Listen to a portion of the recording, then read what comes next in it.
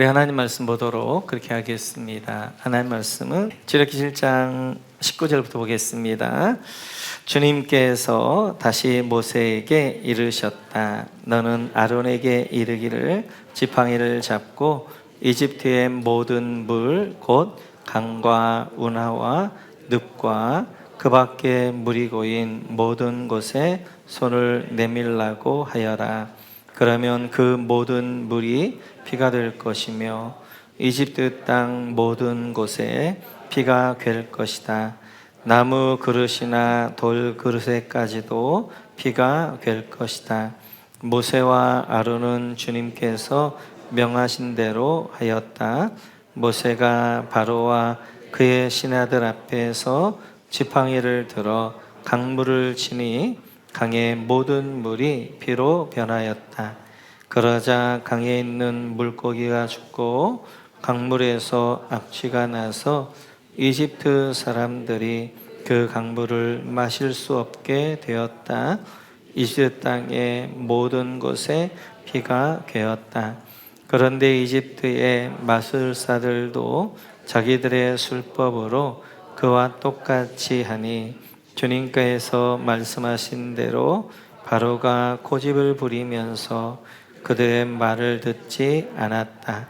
이번에도 바로는 이 일에 아무 관심도 없다는 듯이 발길을 돌려서 궁궐로 들어갔다. 이렇게 하여서 강물을 마실 수 없게 되니 모든 이집트 사람은 마실 물을 찾아서 강 주변에 우물을 팠다. 주님께서 강을 치신 지 이래가 지났다. 아멘. 네, 이제 본격적으로 10가지 이집트의 재앙이 시작하게 되어지는데요. 첫 번째 나일강 피재앙부터 살펴보도록 그렇게 하겠습니다. 우리 같이 한번 15절 같이 보도록 하겠습니다. 15절 같이 읽죠. 시작. 그러니 너는 아침에 바로에게로 가서라. 그가 물가로 갈 것이니 강가에서 그를 기다리고 있다가 그를 만나거나 나는 뱀으로 변했던 그 지팡이를 손에 들고서, 여러분, 바로에게로 갈 거라. 그가 물가로 갈 것이니 밑줄 그어주시고요. 왕을 만나는데 왕궁으로 가지 않고 강가 나일강으로 갑니다. 왜냐하면 나일강은 중요한 신이기 때문에 아침마다 나일강에서 제사를 드리고 업무를 받기 때문에 왕을 만나기 위해 강가로 가는 것입니다. 강가로 가라 라고 말씀하셨고, 가서 이렇게 말합니다. 우리 한번 16절 같이 한번 읽어볼까요? 시작. 그에게 이렇게 말하여라. 히브리 사람의 하나님이신 주님께서 나를 임금님께 보내어 이르시기를 나의 백성을 보내어 그들이 광야에서 나에게 예배하게 하라 하셨는데도 임금님은 아직까지 그 말씀을 듣지 않았습니다. 나의 백성을 보내어 그들이 광야에서 나에게 예배하게 하라. 밑줄 그어주시고, 그래서 이제 다시 한번 이야기하죠. 나의 백성을 보내 광야에서 나에게 절기 예배하게 하라 라고 하지만 그 말을 듣고도 바로가 보내지 않습니다. 그러자 이렇게 되어집니다. 20절 같이 한번 읽어볼까요? 20절 같이 읽죠. 시작. 모세와 아론은 주님께서 명하신 대로 하였다. 모세가 바로와 그의 신하들 앞에서 지팡이를 들어 강물을 치니 강의 모든 물이 피로 변하였다. 지팡이를 들어 강물을 치니 밑줄 그어주시고, 강의 모든 물이 피로 변하였다. 밑줄 그어주시고요. 이렇게 이제 지팡이로 강물을 치니까 나일 강물이 피로 변하게 되어졌습니다. 오늘 우리가 첫 번째 나일강을 피로 변한 재앙 심판을 살펴볼 터인데, 왜 이게 첫 번째였느냐 하는 거지요. 그것은 이스라엘에서 가장 중요한 신은 태양신입니다. 라라고 합니다. 라. 그래서 이제 이집트의 왕을 파라오 그러잖아요. 파라는 것은 아들, 라. 태양신의 아들이다. 이제 그래서 파라오 바로 그럽니다. 그래서 이제 가장 중요한 신 라라는 태양신인데, 그 태양신에 대한 심판은 9번째 재앙, 흑암 재앙과 10번째 장자의 재앙에서 합니다. 그 다음에 이집트의 두 번째 중요한 신이 나일강 신이에요. 크눔 신이라고. 그래서 이제 그놈이 아니고 크눔입니다. 크눔 신이라고 이 나일강 신인데, 나일강의 수호신일 뿐만 아니라 생명의 신, 창조신이라는 그런 이제 그들의 믿음이 있었어요. 그래서 누가 참 생명을 주고 누가 창조주인가? 그래서 나일강을 첫 번째로 이제 심판하시는 것은 나일강이 아니라 나일강의 신이었던 크눔에 대한 심판입니다. 그래서 지금 이제 지팡이로 나일강을 쳤더니 나일강이 피로 변했다는 거잖아요. 그것은 이제 나일강이 죽었다는 걸 상징하는 거예요. 그래서 우리가 이제 뭐 고기 같은 것도 보게 되어지면 물에서 뭐 악어나 이런 것들 보면 작사로 탁 찔으면 피가 나면 확 하면서 핏물이 다 변하는 것처럼 바로 나일강 신이 죽었다라는 것들을 보여주고 있는 것이 그 나일강이 피로 변하는 사건이 되어집니다. 그렇다면 이 나일강 신 크눔이 진짜 생명의 신이고 창조의 신이라면 자기부터 살려내야 되잖아요. 그렇죠? 그런데 22절 같이 한번 볼까요? 22절 같이 읽죠. 시작. 그런데 이집트의 마술사들도 자기들의 술법으로 그와 똑같이 하니 주님께서 말씀하신 대로 바로가 고집을 부리면서 그들의 말을 듣지 않았다. 여러분, 이집트의 마술사들도 자기들의 술법으로 그와 똑같이 하니 밑줄 그어주시고, 이집트의 술사들, 이집트 신들을 섬기는 사람 이제자들이 이제 똑같이 나일강을 치니까 나일강이 피로 붓습니다. 그러면 지금 이집트 신, 진짜 신이라면 어떻게 해야 되는 거예요? 피로 물든 그 이제 나일강을 다시 맑게 해야 되잖아요. 생수가 되게 해야 되잖아요. 지금 나일강이 피로 물들어서 고통하고 있는데 거기다 동일하게 또 이제 이집트의 마술사들이 또 피를 만든단 말이에요. 더 고통을 준다는 말이에요. 그러니까 진짜 이 크눔 신이 창조의 신이고 생명의 신이라면 자기도 살려내야 되는데 자기도 못 살려내는 거예요. 그리고 이제 그렇게 하게 되어져서 참 창조신이 누구이신가, 참신이 누구이신가를 보여주시면서 25절에 보면 이렇게 이야기합니다. 같이 읽죠. 시작. 주님께서 강을 치신 지 이래가 지났다. 이래가 지났다. 밑줄 그어주시고, 이래 동안 나일강과 모든 물들이 피로 변하게 되어지는 그런 일들이 있게 되어지고 하나님이 거두시니까 이제 그것이 사라지게 되어집니다. 이렇듯이 이제 그걸 이제 나일강물을 피로 물들게 하고 그걸 다시 회복시키신 분도 하나님이시란 말이에요. 하나님이 참신인 것들을 이제 증거하게 되어집니다. 두 번째 의미는 나일강에 대한 심판이에요. 그러니까 나일강은 수많은 악행들을 행했습니다. 그 악행 가운데 가장 대표적인 것이 출애굽기 1장인데요. 같이 한번 보겠습니다. 같이 시작. 마침내 바로는 모든 백성에게 명령을 내렸다. 각 태어난 히브리 남자 아이는 모두 강물에 던지고 여자 아이들만 살려두어라. 바로가 이제 각 태어난 사내 아이들을 나일강에 던지라는 거예요. 나일강에 던지란 말은 두 가지 의미가 있어요. 하나는 아이들을 죽이기 위해서 그런 것도 있고, 또 하나는 그 아이들을 제물로 바치는 거예요. 나일강 신에게. 그래서 나일강에는 수많은 아이들의 생명이 이제 그런 빼앗아갔던, 수많은 아이들의 생명이 죽었던 곳이 나일강입니다. 그 나일강의 악행에 대한 하나님의 심판, 그 죄값을 치르게 하는 것이 지금 첫 번째 나일강 재앙을 통하여서 그 물이 피가 되게 하는 것들을 보게 되어져요.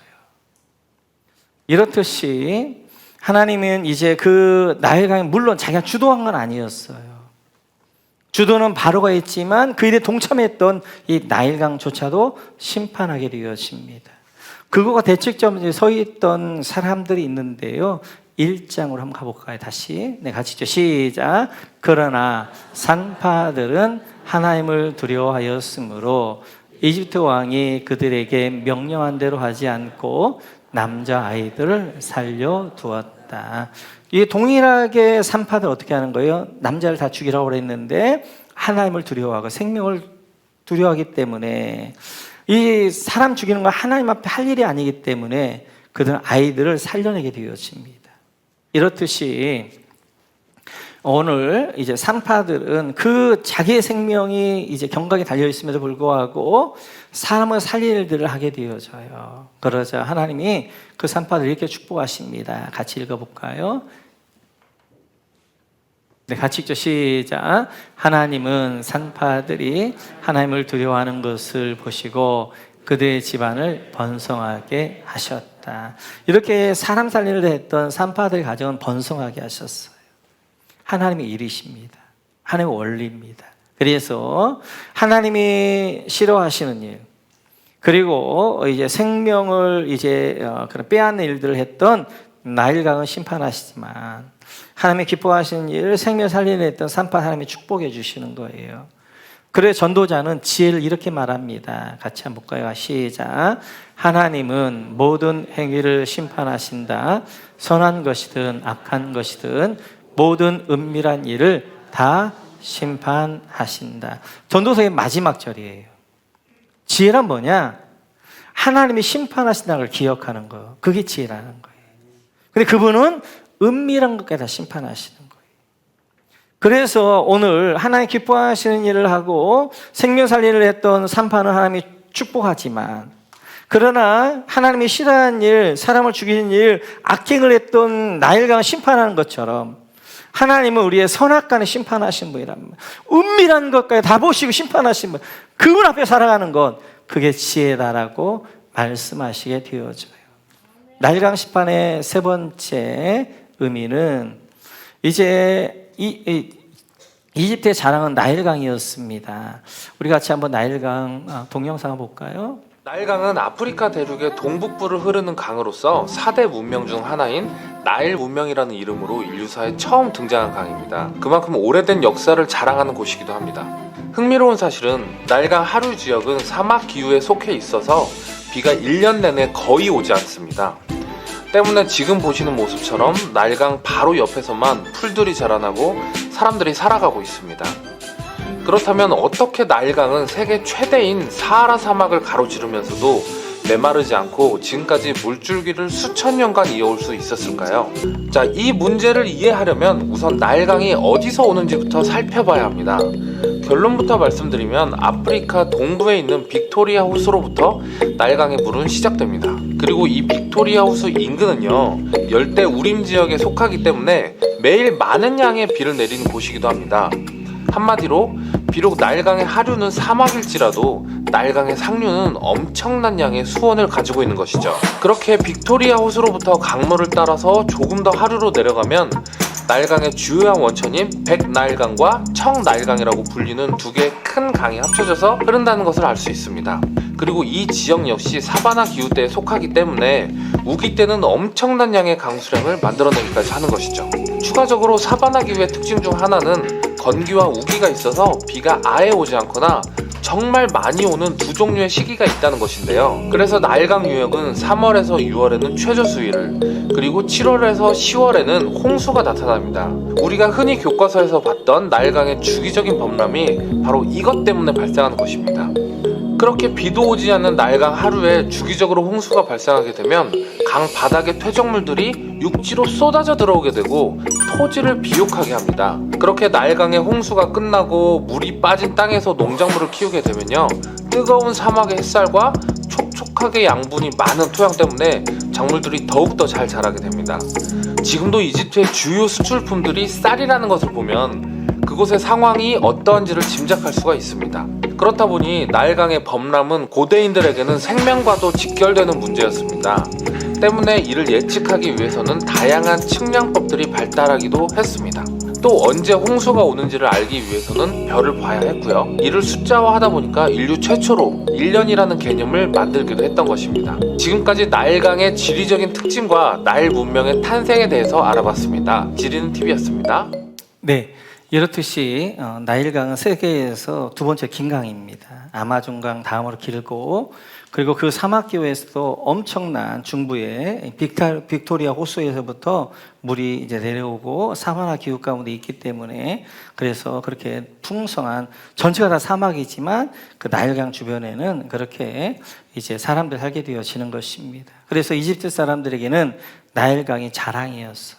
자랑이다 보니까 그는 결국 그 나일강을 신으로까지 섬기게 되어졌던 것을 볼 수 있습니다. 오늘 이제 하나님께서 이 나일강의 심판을 통하여서 경고하고 있어요. 우리가 무엇을 자랑해야 될 것인가? 이집트에게 있어서 나일강은 하나님의 축복입니다. 중요한 것은 나일강을 자랑하는 것이 아니라 나일강보다 그 나일강을 주신 하나님을 자랑해야 된단 말이에요. 하나님의 은혜를 감사해야 된단 말이에요. 그러나 이제 이집트 사람들은 하나님의 은혜를 감사하기보다는 하나님의 축복을 감사하기보다는 나일강 자체를 감사했고 나일강 자체를 자랑 삼았고 그 나일강을 신으로 창조신이다 생명신이다 해서 하나님을 대치했던 것들을 볼 수 있습니다. 하나님이 우리에게 가정을 주시고 또 좋은 자녀를 주시고 또 남편과 아내를 주신 것은 하나님의 축복입니다. 어디 가서 남편 아내 자랑 자식 자랑 귀하지요. 가서 남편과 아내 흉보고 자식 흉보가 훨씬 낫습니다. 그러니까 중요한 것은 그 자식보다 더 중요한 것이 바로 그 자녀를 주신 하나님 앞에 감사할 줄 아는 거예요. 가정을 주신 하나님 앞에 감사할 줄 아는 것이고 내 있는 물질을 자랑할 것이 아니라 그 물질을 주신 하나님을 자랑해야 된다. 그런데 우리가 많은 경우 하나님을 자랑하기보다 하나님의 은혜를 감사하기보다는 그 주신 것에 묶여서 그 주신 것을 감사하면서 이제 진짜 감사해야 되는 하나님 감사하지 않는 경우들을 보게 되어져요. 그래서 나에게 주신 것이 때때로 사람들에게 망원경이 될 수도 있고 벽이 될 수도 있습니다. 하나님이 주신 것들을 가지고 하나님께 감사를 돌릴 때 그 감사는 뭐가 되어 사람들로 하여금 하나님을 보게 하는 망원경이 되어지는 거예요. 그런데 그 감사를 가지고 내 자랑으로 삼게 되어지고 그렇게 되어지면 그게 벽이 되어져서 하나님을 못 보게 하는 것들을 볼 수 있어요. 우리가 한번 돌아보면서 우리에게 주신 자랑들 많습니다. 감사한 것들 많게 되어지고 그런데 그 자랑과 감사 너머에 이걸 주신 하나님 앞에 감사할 줄 알고 하나님을 자랑할 줄 알게 되어질 때 축복이 되어지는 것들을 보게 되어져요. 네 번째, 이게 나일강 심판의 원 중에 하나는 바로의 고집입니다.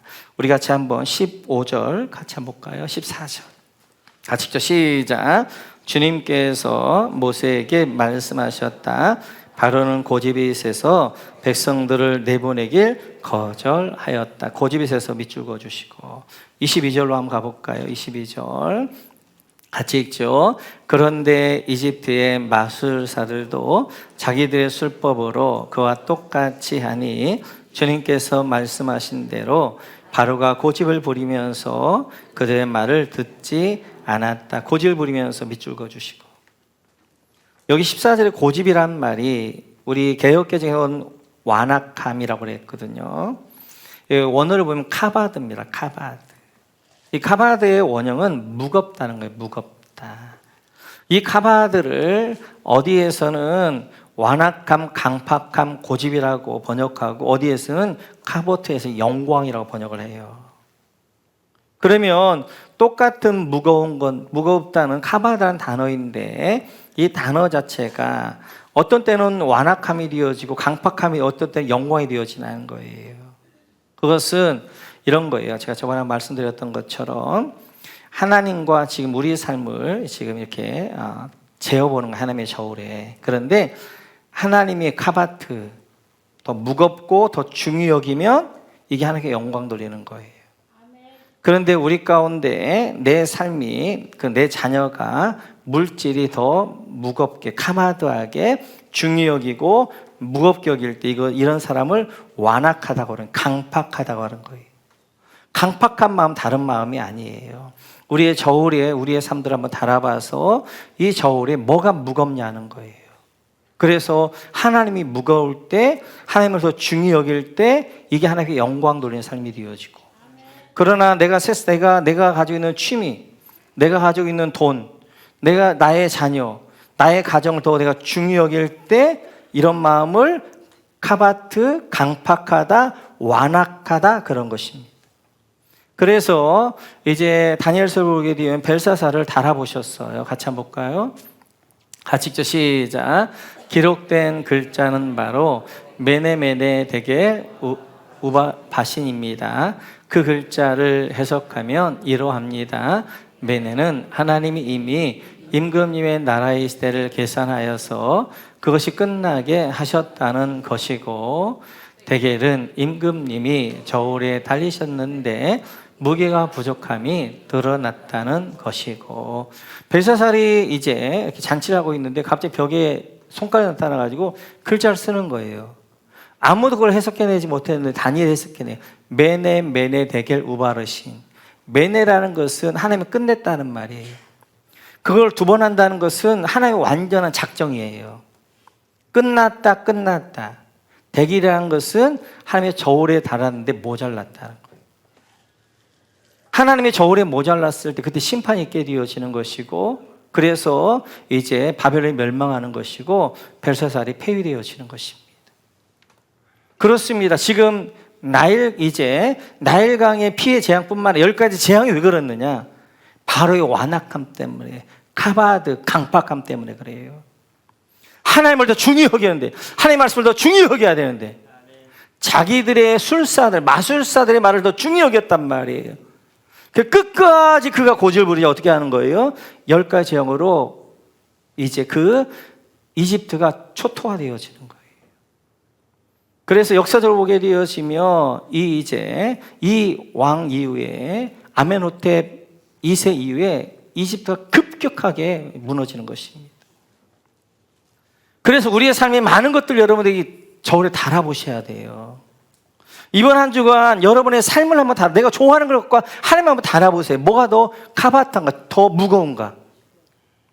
자녀와 하나님을 한번 달아보세요. 물질과 하나님을 한번 달아보세요. 여러분의 취미와 여러분 하나님 한번 달아보세요. 하나님의 영광 올린다는 게 다른 게 아니에요. 하나님이 더 무거우면, 더 카바타하면, 더 중히 여기면 이게 하나님의 영광 돌리는 거란 말이에요. 강팍하고 완악한 마음 다른 게 아니에요. 하나님보다 더 다른 걸 더 중히 여기면 그게 완악한 것이고 강팍한 것이란 말이에요. 그래서 바로와 이집트의 완악함과 강팍함에 대한 심판이 나일강 심판이 되어지는 거예요. 마지막 5번째 의미는 누가 참 생명수냐 하는 거예요. 오늘 이집트 사람들은 이 나일강이 자기의 생명줄을 생각합니다. 맞아요, 맞아. 왜냐하면 이집트 전체가 다 사막인데 나일강이 흐르는 그곳만 푸르러요. 그리고 특별히 나일강이 흘러 넘쳤던 나일강 삼각주만 푸르러요. 그래서 지금도 이집트 사람의 95%가 어디 사냐면 나일강 삼각주에 삽니다. 카이로를 중심으로 한 알렉산드리아 전부 나일강 삼각주예요. 그리고 2%가 어디 사느냐? 나일강 주변에 살고 그 다음에 또 넓은 거에는 한 3%밖에 안 살아요. 그러니까 이 나일강이 없었으면 이집트의 문명도 없어요. 대이집트의 제국도 있을 수 없고 이제 피라미드 같은 것도 있을 수 없고 나일강 삼각주와 같은 풍요로움도 있을 수 없고. 그런데 그래서 그들은 이 나일강이 자기들의 생명줄을 생각했던 거예요. 그런데 하나님이 어떻게 하는 거예요? 그 나일강을 치셔서 어떻게 하는 거예요? 피로 물들게 하는 거예요. 그래서 나일강을 죽이는 거예요. 나일강이 생명수가 아니라는 거예요. 나일강을 주신 하나님이 생명수라는 거예요. 생명수는 따로 있다는 거예요. 그래서 이 나일강이 피를 흘리게 되어지면서 그건 예표적인 거예요. 예수님의 피를 흘리셔서 우리에게 생명수를 주게 되어지는 거예요. 그래서 참 생명수가 무엇이냐, 참 생명수가 누구냐 하는 것들을 말씀하게 되어지는 거예요. 이 나일강이 생명수가 아니라 하나님이 바로 십자가에 달리신 예수님이 피 흘리심으로 말미암아 우리 생명수를 주신다라고 말씀하게 되어지고, 그 요한복음의 7장에 보면 이렇게 말씀하십니다. 같이 한번 볼까요? 같이 읽죠. 시작. 나를 믿는 사람은 성경에 말한 바와 같이 그의 배에서 생수의 강물처럼 흘러나올 것이다. 아멘. 예수님을 믿는 사람, 생명이신 주님을 받아들인 사람에게 뭐 하는 거? 그 배에서 생수가 강물처럼 흘러나오는 거예요, 강물처럼. 예수님이 죽으시고 십자가에 죽으셔서 피를 흘리셔서 어떻게 하는 거예요? 우리 안에 생수가 되어주시고, 그 예수님의 그 성령을 받아들인 사람은 어떻게 하는 거예요? 그 안에서 성령의 생수가 강물처럼 흘러나온다는 거예요.